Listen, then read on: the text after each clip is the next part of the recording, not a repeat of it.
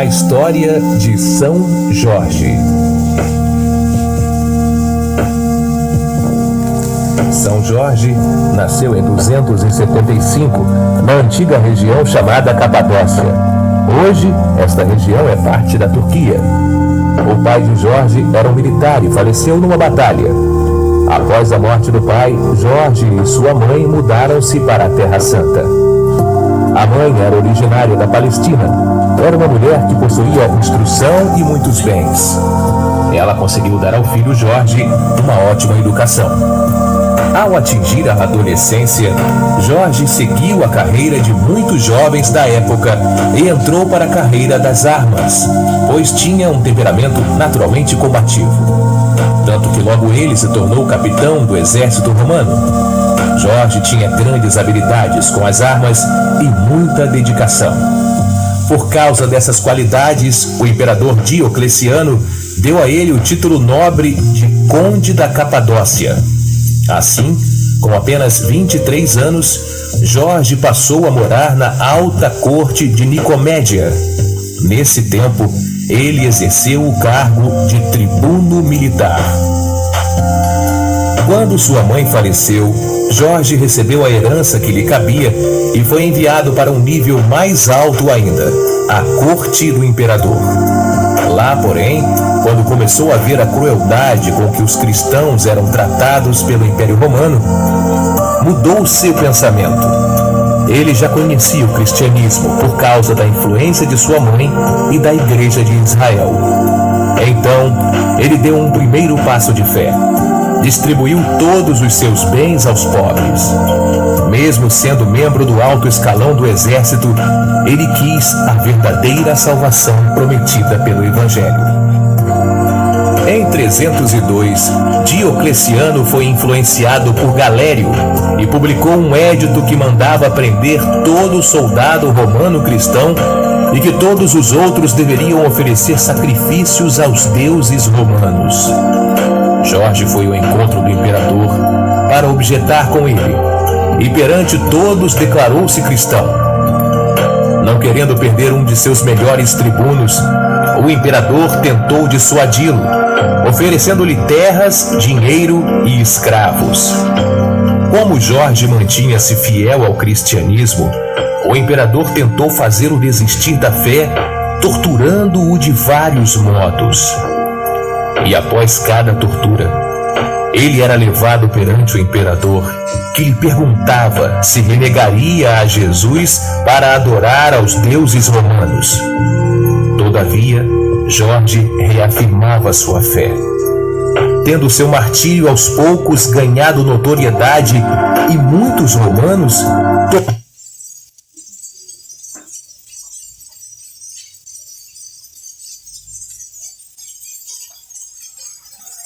posteriormente.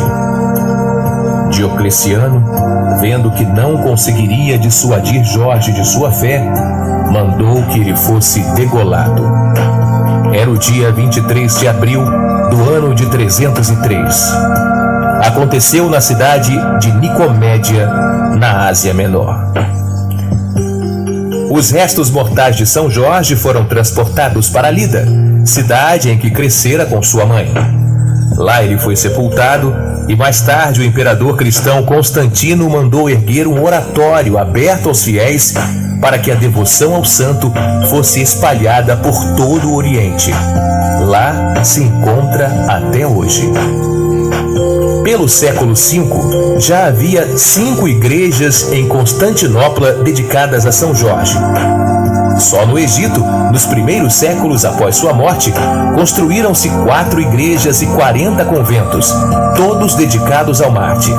São Jorge era inscrito entre os maiores santos da igreja. Ele foi escolhido como padroeiro da Inglaterra, de Portugal, da Lituânia, da Catalunha, de Gênova e de outras localidades do mundo. A famosa lenda do dragão, onde São Jorge é representado como um guerreiro montado em um cavalo branco, enfrentando um dragão com uma espada.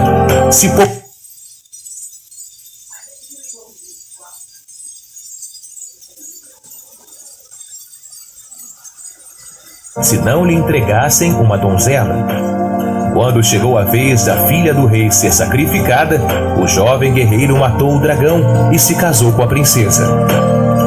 A figura de um guerreiro contra o dragão é a síntese da batalha do bem contra o mal. Ele é o santo das dificuldades, o que todo mundo sofre de alguma forma. Além do dragão, São Jorge teria socorrido os cavaleiros da Primeira Cruzada em 1098, em uma batalha.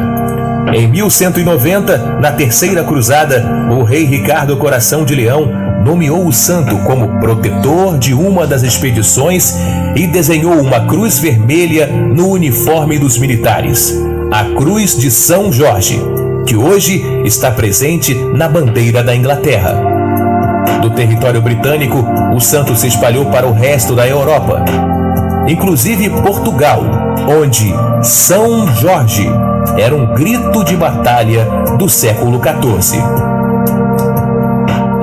Na verdade, a figura de São Jorge é cercada de muitas lendas ao longo dos anos. Isso incomodava boa parte da igreja. Como não havia comprovação científica dos milagres de São Jorge, em 1960, sua celebração foi redefinida pelo Papa João XXIII como apenas uma comemoração. Quando da reforma do calendário litúrgico realizada pelo Papa Paulo VI, em 9 de maio de 1969, a observância do dia de São Jorge tornou-se facultativa e não mais em caráter universal. De fato, a reforma retirou do calendário os santos dos quais não havia documentação histórica, mas apenas relatos tradicionais.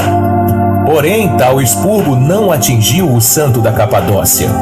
Falava-se daqueles tempos em cassação de santos.